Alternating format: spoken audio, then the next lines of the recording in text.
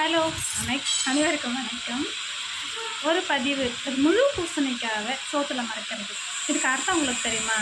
நான் இப்போ தான் அந்த பதிவு கேட்டேன். அருமையாக இருந்துச்சு அந்த கதை. நான் சொல்லவா அந்த கதை என்னென்னு. ஒரு வீட்டில் ஒரு ஏழப்பட்ட வீட்டில் பூசணிக்காய் விளைய வச்சுருந்தாங்களாம்.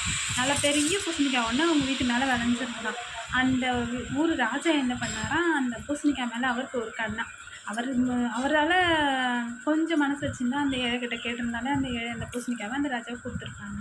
அவர் என்ன பண்ணார், யாரும் பார்க்கலன்னு நினச்சி அந்த பூசணிக்காவை திருடிட்டு போய் சமையல் பண்ணி சாப்பிட்டுட்டார். அன்னிலேருந்து அந்த வீட்டுக்காரங்களை ராஜான்னு கூட பார்க்காம ஊரில் இருக்கிறவங்க எல்லாரும் அவருக்கு என்ன பேர் வச்சாங்கன்னா, அந்த முழு பூசணிக்காவை திருடின்னு போனார்ல அந்த வீட்டு பக்கத்தில் தான். ஆமாம், அந்த பூசணிக்காய் திருடிட்டு போனாங்களா அந்த அவங்க வீட்டுக்கு பக்கத்து தெரு தான் எங்கள் மாமா.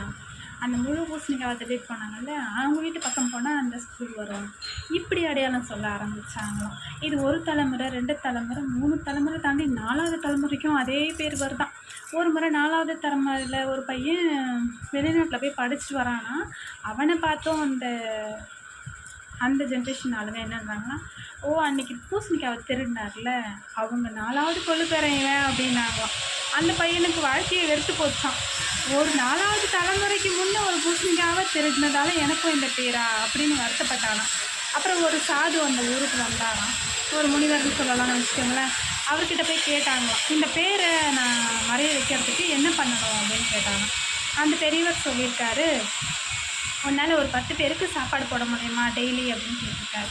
அதுக்கு அந்த பையன் சொல்லியிருக்கான், 10 பேர் என்ன 50 பேருக்கு டெய்லி நான் சாப்பாடு போடுறேன், அந்த அளவுக்கு எங்களுக்கு வசதி இருக்குது அப்படின்னு சொல்லியிருக்கான். சரி, ஓகே, தினமும் மத்தியானத்துக்கு ஒரு 50-60 பேருக்கு நீ சாப்பாடு போடு அப்படின்னு சொல்லியிருக்காரு அந்த பெரியவர்.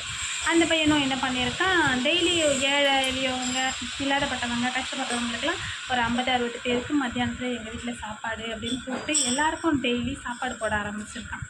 அப்புறம் ஒரு கொஞ்ச நாள் போக போக அந்த வீட்டோட பேர் என்னவா மாறிச்சான், டெய்லி சாப்பாடு போடுவாங்கள்ல அந்த வீட்டு தெரு பக்கம் போனீங்களா, அவங்க அந்த கடை இருக்கும், அந்த வீடு இருக்கும் அப்படின்னு சொல்லுவாங்க.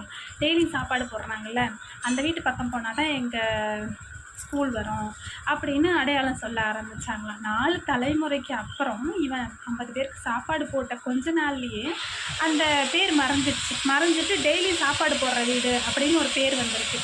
இதுக்கு தான் சொன்னாங்களாம் முழு பூசணிக்காயை சோத்துல மறைச்ச கதை அப்படின்னு. இதுதான் அந்த கதைன்னு ஒரு பதிவில் இப்போ தான் நான் படித்தேன். அருமையாக இருந்துச்சுல்ல அந்த கதை. முழு பூசணிக்காவில் சோத்துல மறைக்கிறியா அப்படின்னு கேட்பாங்க. அதுக்கான அர்த்தம் என்னன்னு எனக்கே இப்போ தான் தெரியுது. உங்களுக்கு தெரியுமான்னு சொல்லுங்கள். ஆனால் இதுதான் இந்த முழு பூசணிக்காவை சோத்துல மறைக்கிறதோட கதை.